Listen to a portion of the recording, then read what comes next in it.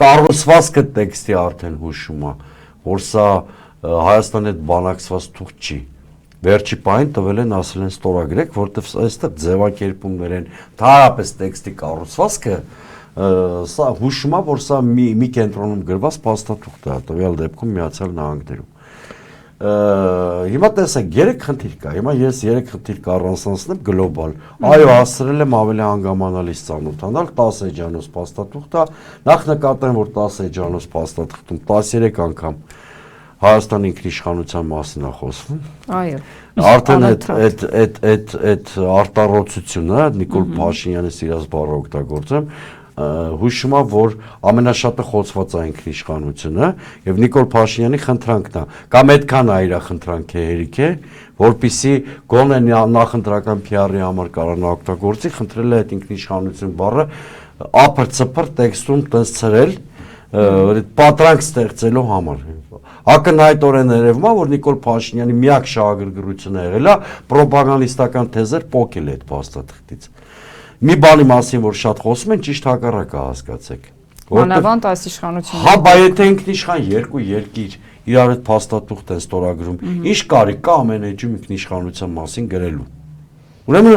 հետո Արարատ Միրզյանը մի հատ տարօրինակ ձևակերպում, ինձ թվում է լավ փաստաթուղթ է, թե իմ տպավորությամբ լավն է։ Բայց Կարդացեք լավ փաստաթուղթ ստորագրողը դες բան է գրում։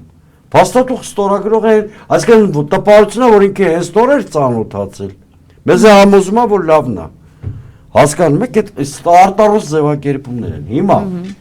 3 սկզբունք է իմ համար կարևոր։ Ինքնիշխանության սկզբունքը պահպանված է, թե չէ։ Խորապես համոզված եմ, որ ոչ։ Հիմա մի քանի օրինակ կբերեմ։ Նախ այդ կոնսորցիումի բաժնեմասերի անհամաչափությունը 74-26-ի նկատմամբ արդեն իսկ հուշում է, որ ստրատեգիկ որոշումները կայացվելու են Վաշինգտոնի կողմից, Հայաստանը ընդամենը տեղեկացվելու է այդ որոշումների մասին։ Սա մեկ։ Այսինքն բաժնեթղթերի մեծ մասը գտնվում է ԱՄՆ-ի ձեռքում, ինքն էլ որոշումներ կայացնում։ Ասում են, բայց ինքը շատ փող է անում։ Բայց որտեղ է փողը ներդնում։ Կոյեկտիշխան տարածքում։ Այսինքն կոյեկտիշխան տարածքն ընդամենը 26% բաժնետոմս ունենալու է ձգել։ Կոակտիվը այդքան էր, հա, սա մեկ ինքնիշխանության։ Երկրորդ այնտեղ խոսվում է տարբերակված այո, մոտեցումների տարբերակված մոտեցումների մասին այդ տարանցման։ Այդ թվում ադրբեջանցիների։ Հենց ադրբեջանցիների համար։ Այսինքն սա նշանակում է նույն մաքսային եւ սահմանային ռեժիմը, որ Հայաստանի մյուս սահմաններին է գործում, այստեղ չի գործելու։ Սա երկու։ Բայց ամենագլխավորը, որ գեղեցիկ անգլերեն բառերի տակ քողարկել են, դա է այսպես կոչված front office եւ back office արտահայտություններն են։ Սա գործառնական մի մոդել է, որը նշանակում է առնվազն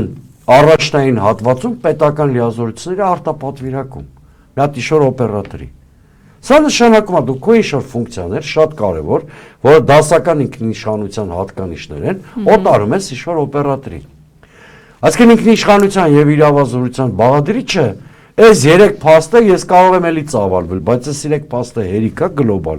որ համարենք, որ առնվազն իրավազորությունը կասկածի տակ է դրվում կամ սահմանափակվում է։ Երկրորդը փոխադարձության սկզբունքը։ Ոնց են մեզ փորձում համոզել, որ սա Հայաստանի ապաշրջապակման մասին փաստաթուղթ է, այն պարագայում, երբ որ ստեղ շատ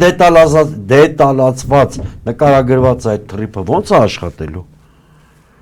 Բայց օրինակ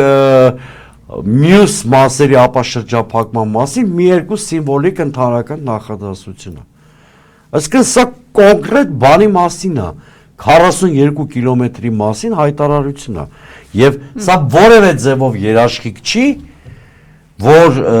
այդ 42 կիլոմետրի պարամետրերի համաձայնությունը բերելու է Հայաստանի տոտալ ապաշրջապակման, բացարձակապես։